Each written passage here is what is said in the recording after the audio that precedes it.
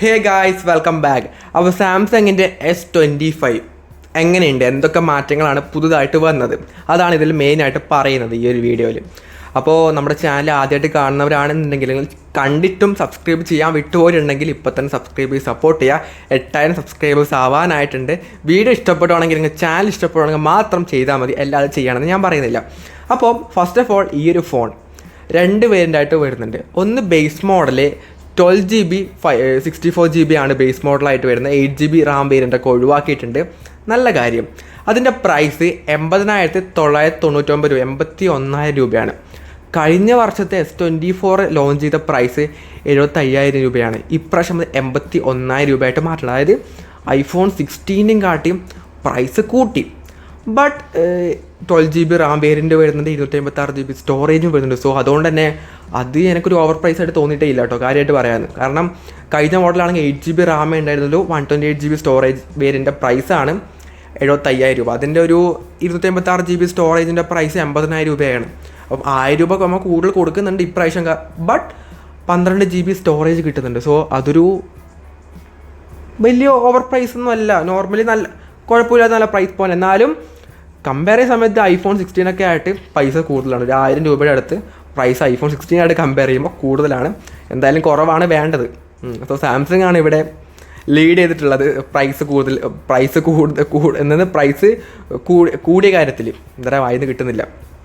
അപ്പോൾ പിന്നീട് second variant എന്ന് പറയുന്നത് 12GB 512GB ആണ്. അതിൻ്റെ പ്രൈസ് 93,000 രൂപയാണ്. സോ ഭയങ്കര ഡിഫറൻസ് വന്നു കേട്ടോ പ്രൈസ് വേരിയൻ്റ്. നോർമലി ഒരു 5,000 രൂപ ഡിഫറൻസ് മാത്രമേ ഉണ്ടാവാറുള്ളൂ, പക്ഷേ ഇതൊരു ഭയങ്കര ഡിഫറൻസ് ആയിപ്പോയി.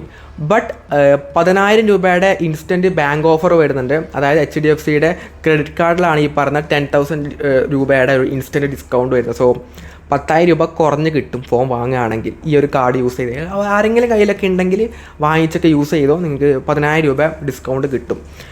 ഈ ഒരു ഫോൺ എങ്ങനെയുണ്ട് ഓവറോൾ ഡിസൈൻ വൈസ്? കഴിഞ്ഞ വർഷത്തെ പോലെ തന്നെയാണ്. മേജറായിട്ട് ഡിഫറൻസ് ഒന്നും ഡിസൈൻ്റെ ഭാഗത്തില്ല. ആ ഒരു ക്യാമറയുടെ റിങ് കൊടുത്തു, അതായത് നമ്മുടെ C Fold 6 കണ്ട ആ ഒരു ക്യാമറ ലെൻസിനുള്ള ഒരു റിങ് അല്ല, 3 കൊടുത്തു എന്നല്ലാതെ ബേസിക്കായിട്ട് ഡിസൈൻ വൈസ് പഴയതുപോലെ തന്നെയാണ്. അല്ലെങ്കിൽ S23 S24 പോലെ തന്നെയാണ്. വലിയ ഡിഫറൻസ് ഒന്നും കാര്യമായിട്ടൊന്നും വന്നിട്ടില്ല. പിന്നീട് back glass guerrilla Glass Victus 2 protection തന്നെയാണ് വരുന്നത്. ഫ്രെയിം വരുന്നത് ആർമർ അലുമിനിയം 2 ഫ്രെയിമാണ്. സോ ആ കാര്യം മാത്രമേ വ്യത്യാസം വരുന്നുള്ളൂ. ഡിസൈൻ വൈസ് സെയിം ആണ്, വ്യത്യാസമൊന്നുമില്ല. പിന്നീട് കളേഴ്സ് ഇത്തവണ പുതിയതായിട്ടുള്ള ഒരുപാട് കളേഴ്സ് വരുന്നുണ്ട്.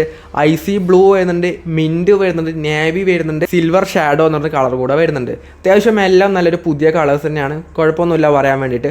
പുറത്തൊക്കെ വേറെ ഒരുപാട് റെഡ് കളറൊക്കെ കാണുന്നുണ്ട്. അതൊന്നും ഇവിടെ ഇന്ത്യയിൽ അതൊന്നും ഇവിടെ കാണുന്നില്ല. അതൊക്കെ ഉണ്ടെങ്കിൽ നൈസായിരുന്നു കേട്ടോ. റെഡ് കളറൊക്കെ അത്യാവശ്യം നല്ല രസമൊക്കെ ഉണ്ട് കാണാൻ വേണ്ടിയിട്ട്.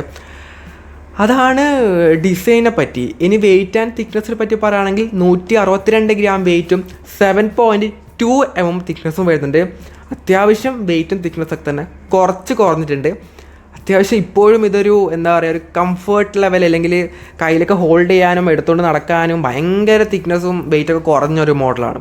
നിങ്ങൾക്ക് അങ്ങനെ ഒരു ഫ്ലാഗ്ഷിപ്പ് ഡിവൈസ് വേണമെന്നുണ്ടെങ്കിൽ S25 തന്നെയാണ് ഇപ്പോഴും ബെസ്റ്റ് എന്ന് പറയുന്നത്. കാരണം വെയിറ്റ് ഇല്ല, തിക്നെസ് ഇല്ല, ഭയങ്കര എടുത്തുകൊണ്ട്, അല്ലെങ്കിൽ നമുക്ക് ഒരു പോക്കറ്റ് ഇട്ടാൽ പോലും ഈ സാധനം ഉണ്ട് എന്ന് അറിയില്ല. ഇടയ്ക്കിടയ്ക്ക് നോക്കണം ഈ സാധനം ഉണ്ടോ എന്നുള്ളത്. അത്രക്കും അറിയാത്തൊരു ഫോൺ. ഡിസ്പ്ലേ സൈസും ചെറുതായതുകൊണ്ട് തന്നെ. പിന്നീട് IP68 റേറ്റിംഗ് ആണ്, IP69 ഒന്നും വരുന്നില്ല. iPhone 16 അതില്ലാത്തത് കൊണ്ട് ഇവർ വിചാരിച്ചിട്ടുണ്ടാവും എന്നാൽ പിന്നെ അടുത്ത വർഷം കൊടുക്കുക, വെറുതെ എന്തിനാണ് പൈസ കളയുന്നത്, ഇപ്പോഴും ഈ റേറ്റിംഗ് കൊടുത്താൽ മതി എന്നൊക്കെ വിചാരിച്ചിട്ടുണ്ടാവും. അതുകൊണ്ടായിരിക്കും അത് കൊടുക്കാത്തത്. ദെൻ ഡിസ്പ്ലേ 6.2 ഇഞ്ചിൻ്റെ full HD+ dynamic LTPO AMOLED ആയിട്ടുള്ള 2x ഡിസ്പ്ലേ ആണ് വരുന്നത്. 120 Hz ഹൈ റിഫ്രഷ് റേറ്റ് വരുന്നുണ്ട്. 2600 നിറ്റ്സിൻ്റെ പീക്ക് ബ്രൈറ്റ്നസ്സും കോർണിംഗ് ഗൊറില്ല ഗ്ലാസ് വിക്ടസ് 2 പ്രൊട്ടക്ഷനും വരുന്നുണ്ട്. സോ ഗായ്സ്, ഡിസ്പ്ലേയുടെ വൈസിൽ ഒരു ചേഞ്ചും ഇല്ല. S24 എങ്ങനെയാണ് ഉണ്ടായത് അതേ സെയിം ഡിസ്പ്ലേ സെറ്റപ്പ് തന്നെയാണ് ഇത്തവണയും കൊടുത്തിട്ടുള്ളത്. ചെറുതായിട്ടുള്ള പെസലിൻ്റെ സൈസ് കുറവ് ഉണ്ട് എന്നുണ്ടാവും എന്നല്ലാതെ ബേസിക്കായിട്ട് യാതൊരു മാറ്റവും ഡിസ്പ്ലേയിൽ വന്നിട്ടില്ല. അതാണ് ആക്ച്വലി പറയാനുള്ളത്. ബട്ട് ആ ഒരു ഫുൾ HD മാറ്റിയിട്ട് 1.5K റെസൊല്യൂഷൻ ഡിസ്പ്ലേ കൊടുക്കായിരുന്നു കേട്ടോ ഈ ഒരു 80,000 രൂപയുടെ ഫോണിൽ.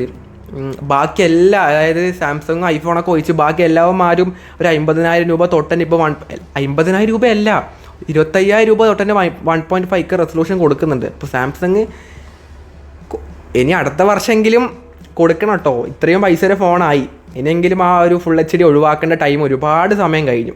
അപ്പോൾ ഡിസ്പ്ലേയുടെ വയസ്സിൽ കാര്യമായിട്ടുള്ള വ്യത്യാസം ഒന്നുമില്ല. ദെൻ ക്യാമറയാണ്. പ്രൈമറി ക്യാമറ ഒരു 50 MB പ്രൈമറി ക്യാമറ വരുന്നുണ്ട്, 12 MB അൾട്രാ വൈഡ് വരുന്നുണ്ട്, 10x ഒരു 3x ടെലിഫോട്ടോം റിയറിൽ വരുന്നുണ്ട്, 12 MB സെൽഫി ക്യാമറയും ഫ്രണ്ടിൽ കൊടുത്തിട്ടുണ്ട്. ക്യാമറ സെൻസർ ആണെങ്കിലും ഒരു വ്യത്യാസമില്ല. പഴയത് എങ്ങനെയാണോ അല്ലെങ്കിൽ S23, S24, S25 ഇതിൽ മൂന്നിലും സെയിം സാധനമാണ്, നോ ഡിഫറൻസ്. ക്യാമറയുടെ കാര്യത്തിൽ ഒന്നുമില്ല. പിന്നെ OneUI 7 വന്നതുകൊണ്ട് തന്നെ ക്യാമറ ഇൻ്റർഫേസിലൊക്കെ തന്നെ ഒരുപാട് മാറ്റങ്ങൾ വന്നു എന്നല്ലാതെ ക്യാമറ ആ ഒരു പഴയ സംഭവം തന്നെയാണ്. ക്വാളിറ്റിയും കാര്യങ്ങൾ തന്നെ വ്യത്യാസം ഉണ്ടാവും എന്നല്ലാതെ ബേസിക് അത് തന്നെയാണ്. 8K 30 എപ്പിസോഡിലെ വീഡിയോസ് റിയൽ ഷൂട്ട് ചെയ്യാൻ വേണ്ടി പറ്റും. 4K 16 റിയൽ സപ്പോർട്ട് ചെയ്യും. ഫ്രണ്ടിലും അങ്ങനെ തന്നെയാണ്. 4K 16 സെൽഫി ക്യാമറയിലും ഷൂട്ട് ചെയ്യാൻ വേണ്ടി പറ്റുന്നുണ്ട്. നല്ല ക്യാമറയാണ്, കുഴപ്പങ്ങളൊന്നും പറയാനില്ല. എന്നാലും കുറച്ചും കൂടി ഒരു അപ്ഗ്രേഡ് പുതിയ മോഡൽ വരുമ്പോൾ കൊടുക്കായിരുന്നു. കാരണം പഴയ തന്നെ കൊടുത്തിട്ടൊന്നും മാറ്റം വരേണ്ട സമയമായില്ലേ, കുറച്ചും കൂടെ മാറ്റങ്ങളൊക്കെ വരുത്തായിരുന്നു. കുറച്ചും കൂടെ അല്ല, ഒരു മാറ്റവും വരുത്തില്ല, എന്തെങ്കിലുമൊക്കെ ഒരു മാറ്റം കൊടുക്കാമായിരുന്നു സാംസങ് ക്യാമറയുടെ കാര്യത്തിൽ. പിന്നീട് പെർഫോമൻസ് ആണ്. കോൾകോം സ്നാപ്ഡ്രാഗൻ്റെ 8 Elite ചിപ്സെറ്റ് വരുന്നുണ്ട്. 4 Galaxy ആണ്. കഴിഞ്ഞ വർഷത്തെ S24 സീരീസിൻ്റെ അവസ്ഥ അറിയാലോ. എക്സിനോസ് കൊടുത്തോണ്ട് തന്നെ ഒട്ടുമിക്ക പേർ ആ ഒരു ഫോൺ അവോയ്ഡ് ചെയ്തു. എക്സിനോസ് ആയതുകൊണ്ട് തന്നെ S23 സീരീസ് ഭയങ്കര ഹിറ്റായിരുന്നു, കാരണം അതിൽ സ്നാപ്ഡ്രാഗൺ ആയിരുന്നു. ബട്ട് അതുപോലെ തന്നെ S25 സ്നാപ്ഡ്രാഗൺ കൊടുത്തു. നല്ല ഒരു പെർഫോമൻസ് എന്തായാലും ഈ ഒരു ഫോണിൽ നിന്ന് കിട്ടുന്നുണ്ടാവും. LPDDR 5X RAM USF 4.0 സ്റ്റോറേജും വരുന്നുണ്ട്. OneUI 7 ആണ്, ബേസ്ഡ് ഓൺ Android 15 ആയിട്ടാണ് വരുന്നത്. 7 ഇയേഴ്സിൻ്റെ ആൻഡ്രോയിഡ് അപ്ഡേറ്റും ഈ ഒരു ഫോൺ കിട്ടും. അപ്ഡേറ്റ് ഒക്കെ കിട്ടുന്നുണ്ടാവും. പക്ഷേ ഈ ഗ്രീൻ ലൈനൊക്കെ വന്നു കഴിഞ്ഞാൽ അതിനൊരു സൊല്യൂഷൻ സാംസങ് തരണം. അല്ലാതെ നമ്മൾ കാരണമല്ല ഈ ചെന്നത് എന്ന് പറഞ്ഞ് ലാസ്റ്റ് കുറേ കഴിയുമ്പോൾ ഇനിയിപ്പം എന്നാൽ പിന്നെ ഫ്രീ റിപ്ലേസ്മെൻറ്റ് തരാമെന്ന് പറഞ്ഞിട്ടൊന്നും വരില്ല. ആദ്യമേ കൊടുക്കണം, അത് ചെയ്യേണ്ട കാര്യമാണ്. അല്ലാതെ വാറണ്ടി ഇല്ലവർക്ക് മാത്രം, അല്ലെങ്കിൽ വാറണ്ടി കഴിഞ്ഞ് കഴിഞ്ഞാൽ നമ്മൾ തരത്തില്ല അങ്ങനെ പറഞ്ഞു കേട്ടോ. അതൊക്കെ മാറ്റേണ്ട സമയം അന്നേ കഴിഞ്ഞു. പിന്നീട് ബാറ്ററി ആണെങ്കിൽ 4000 mAh ബാറ്ററിയും 25 വാട്ടിന് ഫാസ്റ്റ് ചാർജിങ് സപ്പോർട്ട് ചെയ്യുന്നുണ്ട്. ബോക്സിനകത്ത് ചാർജർ കാര്യങ്ങളൊന്നും പ്രതീക്ഷിക്കേണ്ട, സാംസങ് ആണ്, തരത്തില്ല. ബാറ്ററിയുടെ കാര്യത്തിലും നോ ഡിഫറൻസ് ഇടയും. ഓവറോൾ പുതിയ S25 സീരീസ് വരുമ്പോൾ എന്തൊക്കെ മാറ്റങ്ങളാണ് ഉണ്ടെന്ന് പറഞ്ഞു കഴിഞ്ഞാൽ, റാം 12GB റാം വേരിയൻറ്റ് വരുന്നുണ്ട്. 512GB സ്റ്റോറേജ് ഉള്ള വേരിയൻറ്റ് കൂടെ വരുന്നുണ്ട്. അത് കഴിഞ്ഞ പ്രാവശ്യം ഉണ്ടായിരുന്നില്ല. പിന്നീട് ചിപ്സെറ്റ് മാറി സ്നാപ്ഡ്രാഗൺ 8 Elite ആയി. സോ കിട്ടാവുന്ന ഏറ്റവും ദി ബെസ്റ്റ് ചിപ്സെറ്റ് തന്നെയാണ് ഈ ഒരു ഫോണിൽ കൊടുത്തുള്ളത്.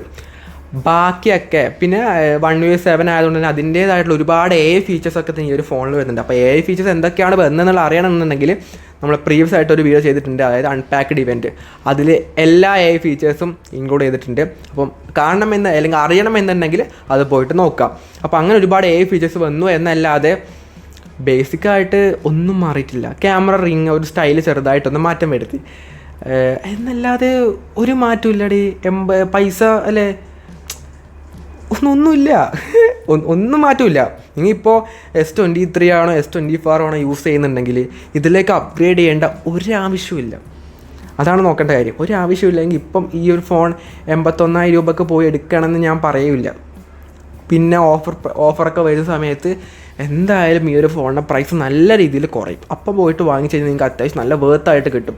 അതായത് ഇപ്പോൾ നീ ഒരു ഫോൺ പോയി എടുത്തു കഴിഞ്ഞാൽ എടുക്കണ്ടെന്ന് ഞാൻ പറയും. എന്തിനാ വെറുതെ 81,000 രൂപയെല്ലാം കൊടുത്തിട്ട് ഇത്രയും ഫോൺ എടുക്കുന്ന? കുറച്ചും കൂടെ കുറഞ്ഞിട്ടൊക്കെ നിങ്ങൾക്ക് നല്ല ഫോൺ കിട്ടും. ഈ ഒരു ഫോൺ തന്നെ കുറച്ചും കൂടെ കഴിഞ്ഞ് കഴിഞ്ഞാൽ കിട്ടും. ഇപ്പം വേണമെങ്കിൽ നിങ്ങൾക്ക് S24 S23 ഒക്കെ കിട്ടുന്നുണ്ട്, അത് പോയി എടുത്തോ. എന്നല്ലാതെ ഒന്നുമില്ല. എന്നാൽ ഈ പെർഫോമൻസ് മാത്രത്തിന് വേണ്ടിയാണ് ഇത്രയും പൈസ കൊടുത്തിട്ട് വാങ്ങേണ്ട ആവശ്യമുണ്ടോ? വേറെ എത്ര ഫോണുണ്ട് ഈ സ്നാപ്ഡ്രാഗൺ ഇത് കിട്ടുന്നത്? അതുകൊണ്ട് വെറുതെ ഒന്നും കളയുന്ന മണ്ണടെ. അപ്പോൾ നിങ്ങളുടെ ഒപ്പീനിയൻ എന്തായാലും താഴെ കമൻറ്റ് ചെയ്യുക. അപ്പം ഈ ഒരു വീഡിയോ യൂസ്ഫുൾ ആണെങ്കിൽ ലൈക്ക് ചെയ്യുക, ഷെയർ ചെയ്യുക, സബ്സ്ക്രൈബ് ചെയ്യുക. So it's your friend Abhinav signing off. By.